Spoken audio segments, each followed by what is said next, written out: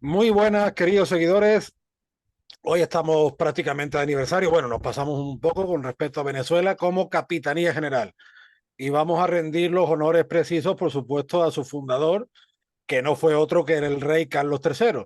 Eh, Pana Emilio Costa Ramos de Venezuela Provincial y un servidor, pues tenemos bastante estima por este rey que tanto significa para nuestra historia. Y en la misma Venezuela, yo creo que hay un antes y un después de la fundación de la Capitanía General, ¿no, Emilio? Muy buenas a todo esto, que yo empecé a hablar, no te he saludado siquiera. Sí, Antonio, bueno, antes que nada, darte las gracias por la invitación una vez más a tu canal de YouTube, Antonio Moreno Ruiz. Y sí, vamos a estar hablando, ¿no? De la creación de la Capitanía General de Venezuela, cómo cambió la historia de este territorio y de, por supuesto, la figura de Carlos III, que en realidad es el verdadero padre fundador de Venezuela, ¿no? Claro, porque nosotros tenemos metido en la cabeza el anacronismo, ¿no? Cuando se dice, por ejemplo, Bolívar liberó, muchas comillas, liberó Ujú. países, pero esos países no eran preexistentes. Son más bien países que se forman accidentalmente tras la ruptura de la monarquía católica. La misma España europea, en buena medida, tal y como la conocemos del siglo XIX, también es eso, ¿no? Pero claro, en el caso de la América española, eh, en el antiguo régimen había varios tipos de jurisdicciones, por así decirlo, que me perdonen los estudiosos en derecho, que voy a Ujú. utilizar un lenguaje no muy técnico, pero nosotros tenemos en la cabeza, Emilio, siempre la figura del Estado nacional, liberal, por así decirlo, que surge en el siglo XIX, pero cuando se funda la Capitanía General de Venezuela, en ese contexto del antiguo régimen, no es comparable a lo que luego va a ser la República de Venezuela o la República del Ecuador o la República del Perú. Más bien son estados nacionales que en el siglo XIX se tienen que construir, muchas veces se tienen que improvisar, como la España europea tuvo que o reimprovisarse en el siglo XIX. Quiero decir, Venezuela no existía en el siglo XV y Bolívar la libera en el XIX. No es esa la figura cuando hablamos de la capitanía de Venezuela, ¿no? Sí, totalmente de acuerdo con lo que dices, aunque vamos a hablar un poco también de los antecedentes, ¿no? Y tenemos que retroceder a cuando se constituye el virreinato de la Nueva Granada, ¿no? En 1717, por Felipe V, ¿no? Estableciendo el centro de poder en Bogotá. Y bueno, en Caracas los mantuanos del Cabildo son recelosos y protestan porque no querían quedar bajo, digamos, la dependencia del centro de poder en Bogotá, ¿no?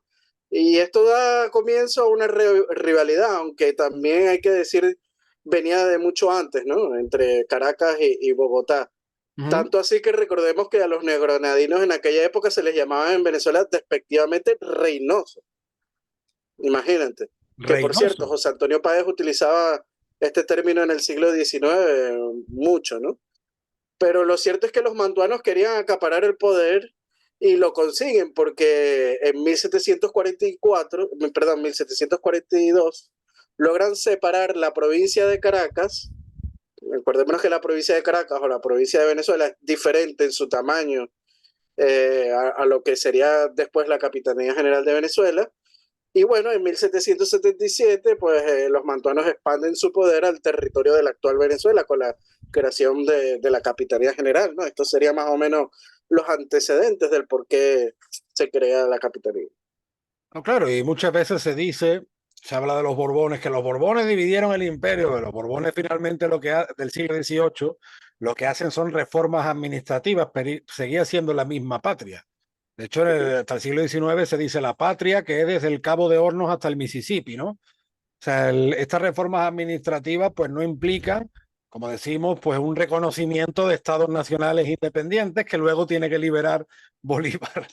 Te digo esto, Emilio, porque, por ejemplo, en Sevilla hay una calle que es la llamada calle Conde Negro, y eso data de hace muchos siglos, cuando había población negra en la ciudad, y esa era una parte donde estaba, valga la redundancia, parte de esa población negra, y tenían su propia autoridad.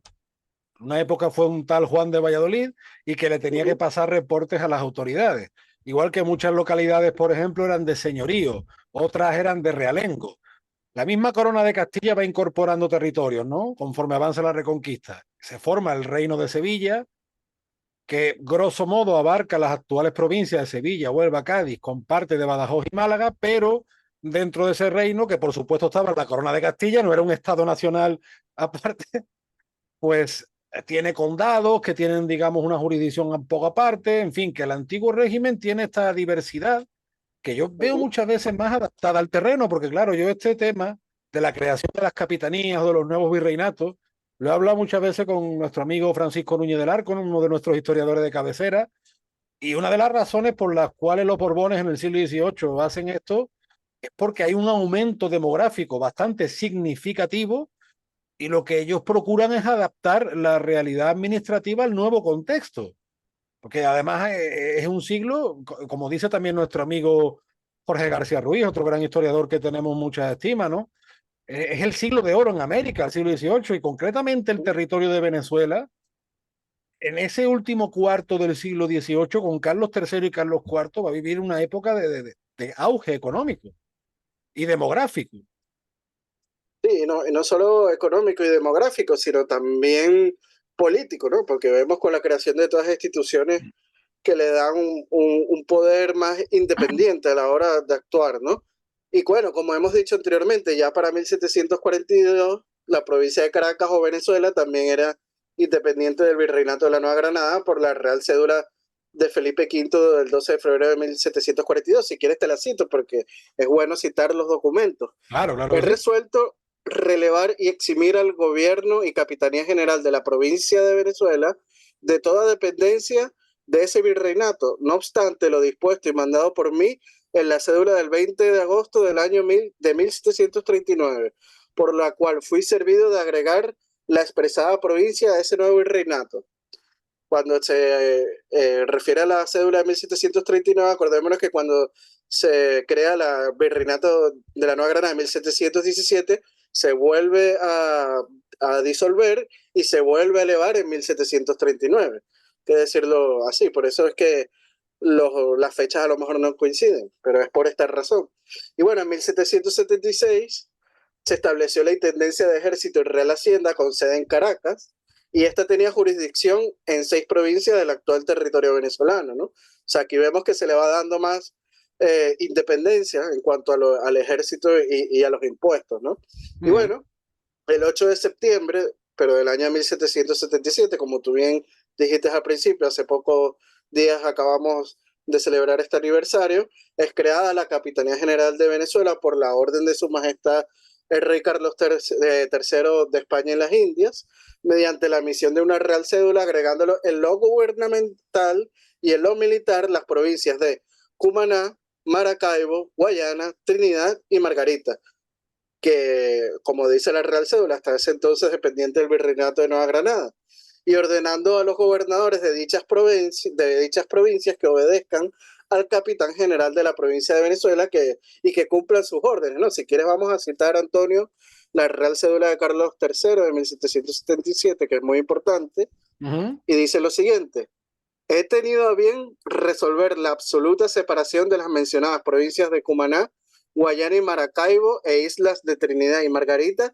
del Virreinato y Capitanía General del nuevo Reino de Granada, y agregarlos en lo gubernamental y militar a la Capitanía General de Venezuela, del mismo modo que lo están por lo respectivo al manejo de mi real hacienda a la nueva intendencia erigida en dicha provincia y ciudad de Caracas. O sea, aquí Carlos III le está quitando toda la dependencia de lo que fue la Capitanía General de Venezuela, del Virreinato de la Nueva Granada. O sea, es totalmente independiente, tanto política como militar como gubernamentalmente, ¿no?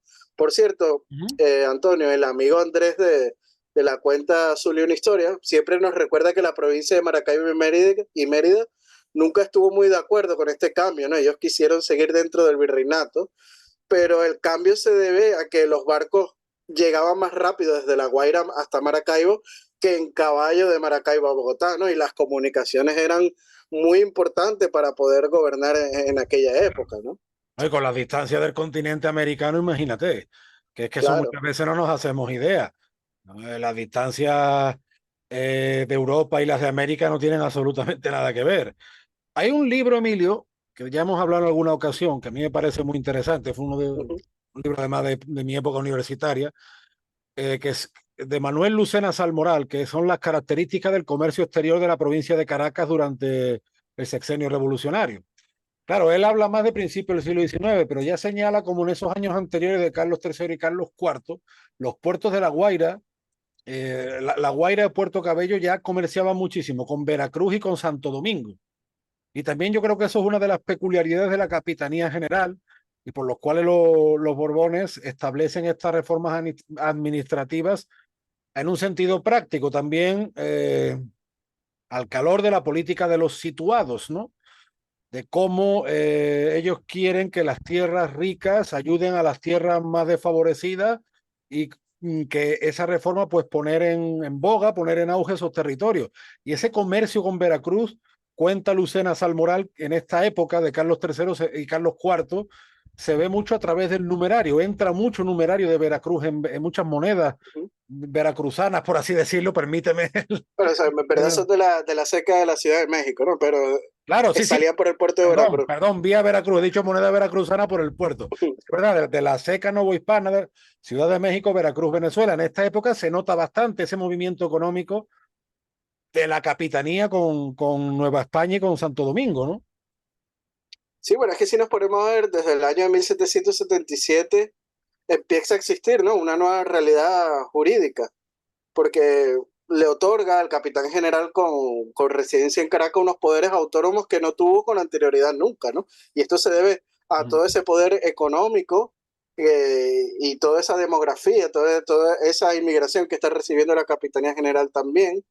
Y bueno, también la importancia política que va adquiriendo este territorio, ¿no?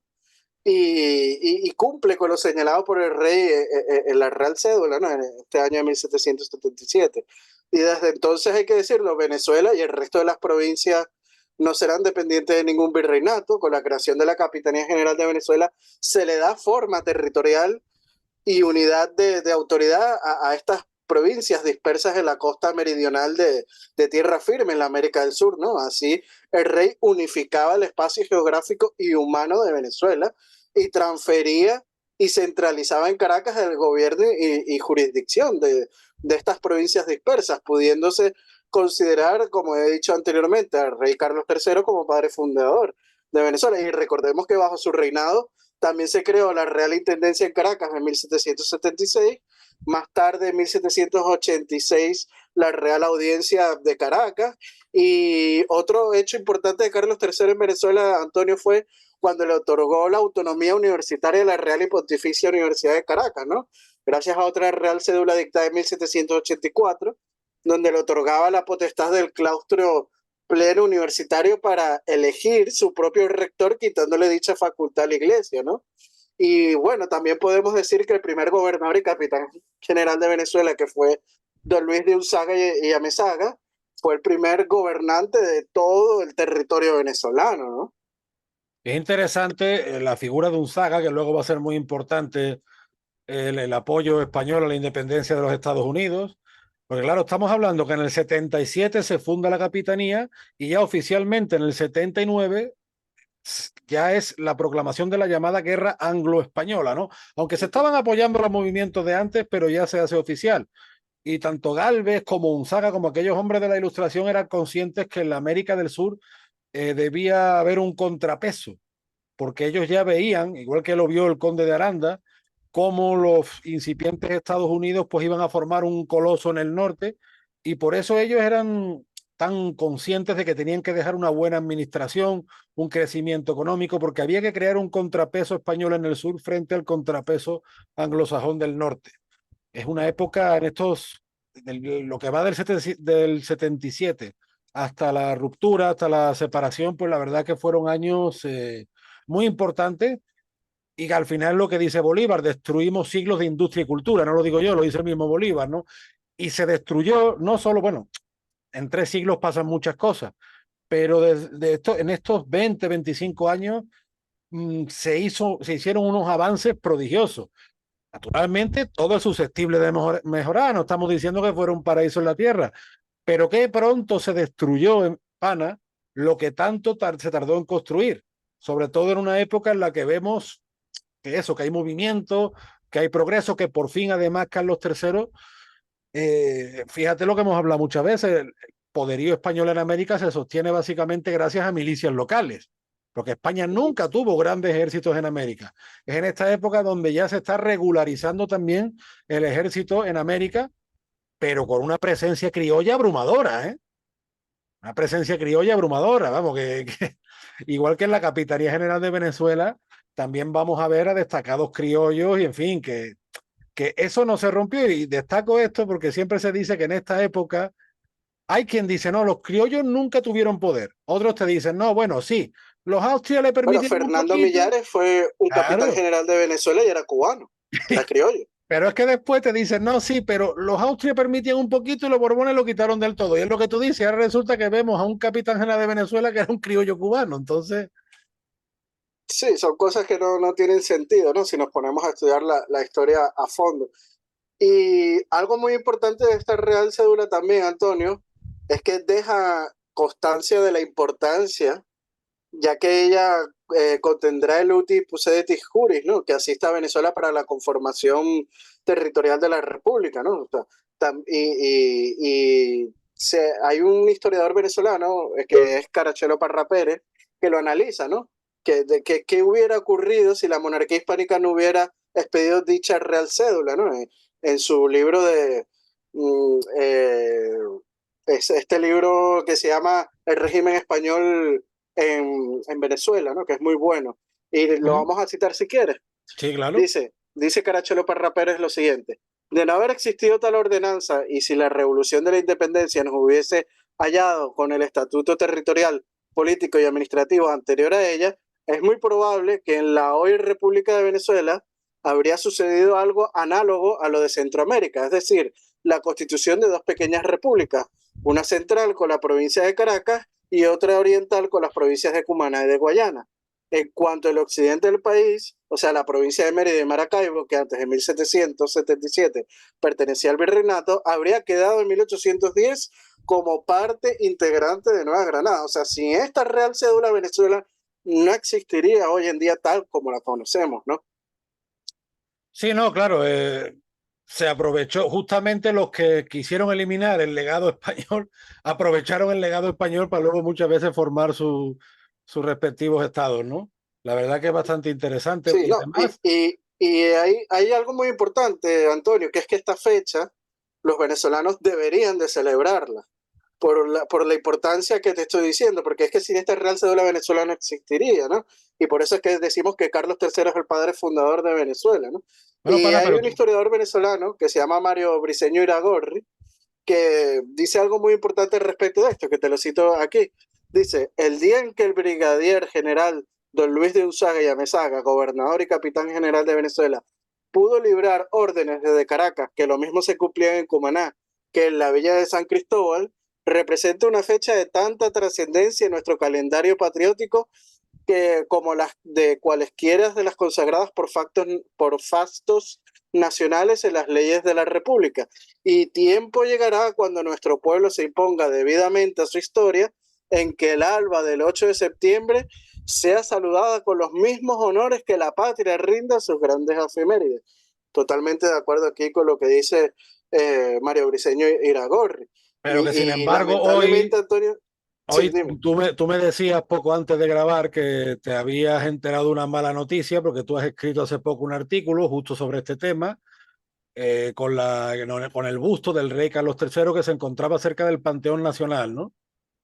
Así es, cerca del Panteón Nacional, al lado del cuartel San Carlos, que por cierto, se construyó bajo su reinado Claro, también, ¿no? y en honor a su santo, Y además.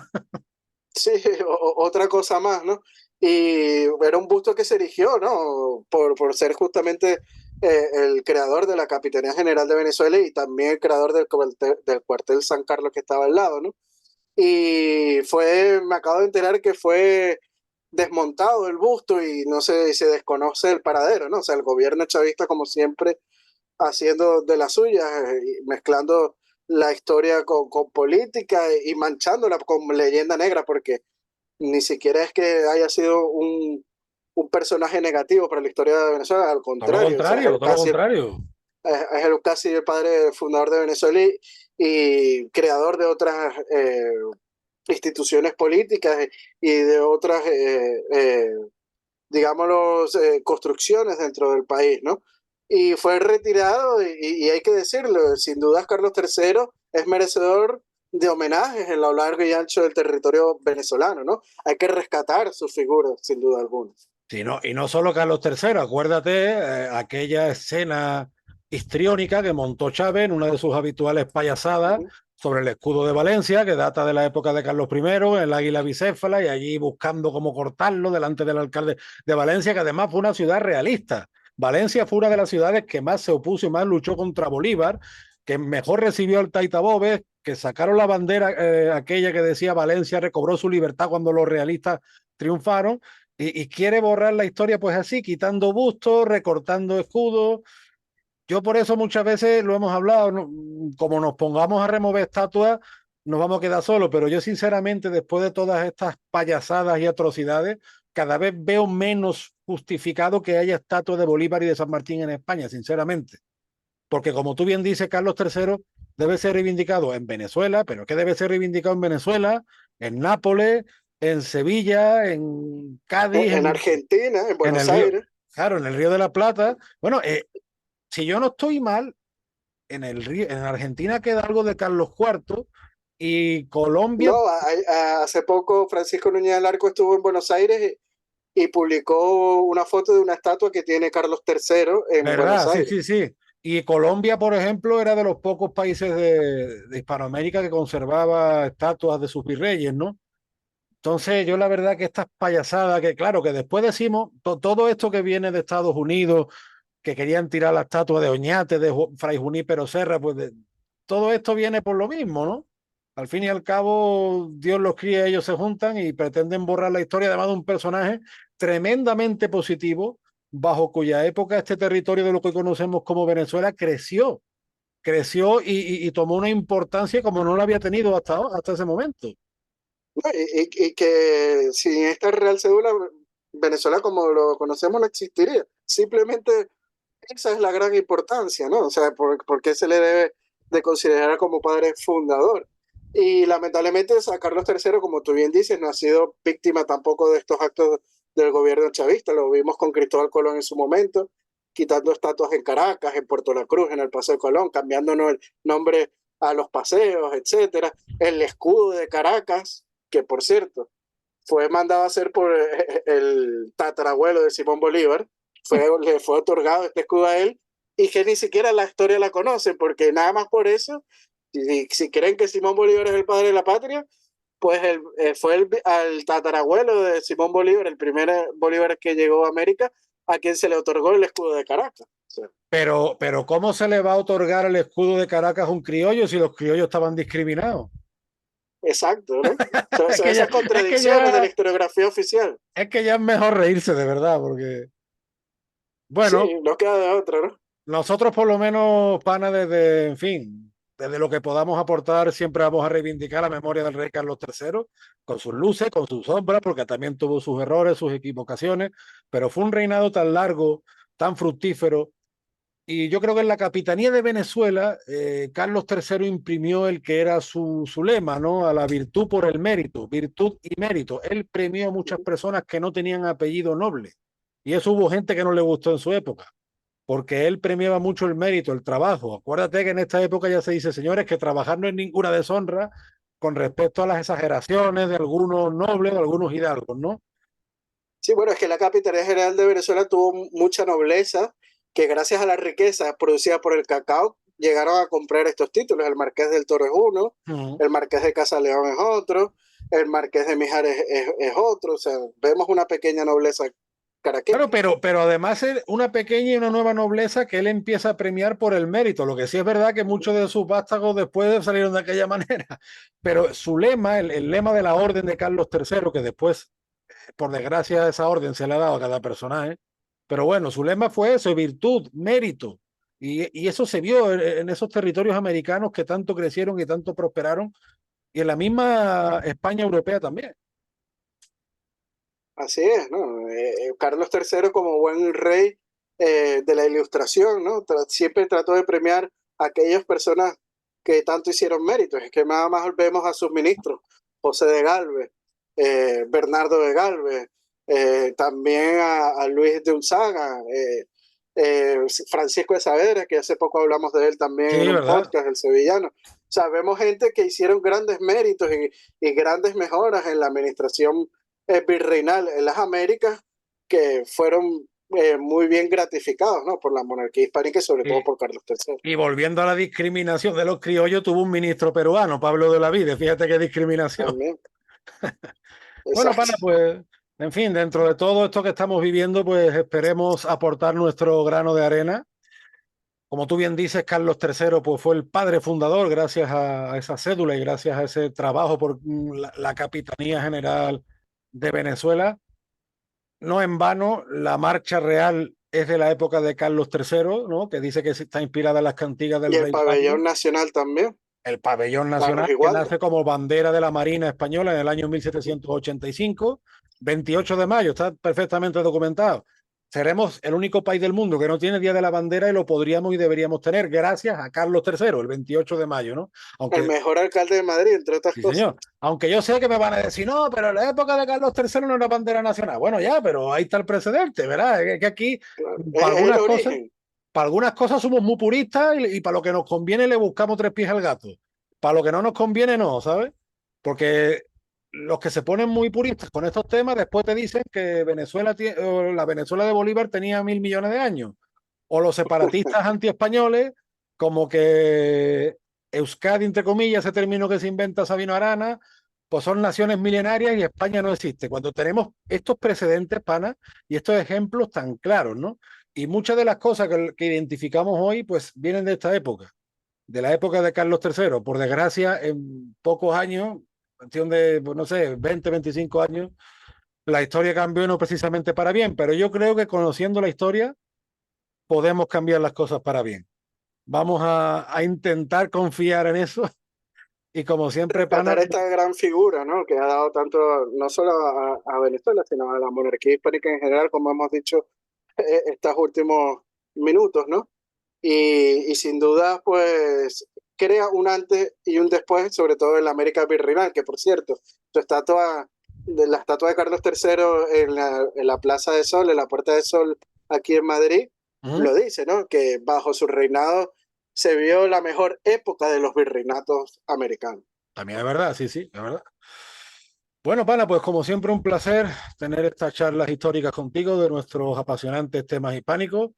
Desde aquí siempre recomendamos a nuestros seguidores que sigan tus redes de Venezuela Provincial en Twitter, en Instagram, en YouTube, tus artículos que siempre son punteros. De vez en cuando te peleas con el mundo, pero bueno, son gajes del oficio y si no, camino de Guanajuato, ¿no? Camino de Guanajuato, ya llorar con las momias de Guanajuato. Se trata siempre de debatir bajo el más riguroso respeto, ¿no? Y bueno, también recordarle a los seguidores de Venezuela Provincial seguir a Antonio Moreno Ruiz en sus redes, su canal de YouTube, Antonio Moreno Ruiz, también el de Venezuela Provincial, suscribirse. Y Antonio está en las redes sociales, en Twitter como un andaluz indiano, en Facebook está también como página oficial de Antonio Moreno Ruiz. Aprovechamos, Antonio, de decirles al público que si les gustó este video, darle me gusta y compartirlo para así llegar a más personas. Y si quieren ser también mecenas o patrocinantes de nuestro proyecto de investigación histórica, puedan hacerlo a través del Patreon, tanto de Venezuela Provincial como de Antonio Moreno Ruiz. Con tan solo €1, pues ya nos están ayudando en este proyecto de investigación histórica. Aprovechamos, Antonio, para enviarle un fuerte saludo y abrazo a nuestros mecenas y patrocinantes como lo son Gabriela Arrieta, Ángel Suárez, Juan Cristóbal García, Loma Elizam, Domingo González, Daniel Sierra, Miguel Curvelo y Mario Pérez. También a Fran García, mi paisano, que siempre está pendiente de nosotros, por supuesto que sí. Muchísimas gracias a todos y bueno, Dios mediante, pronto volvemos con más de nuestros temas. Te mando un fuerte abrazo, querido pana, desde el puerto y la puerta de las Indias. y yo otro desde la Villa y Corte de Madrid, Antonio. Hasta la Chao, próxima. chao.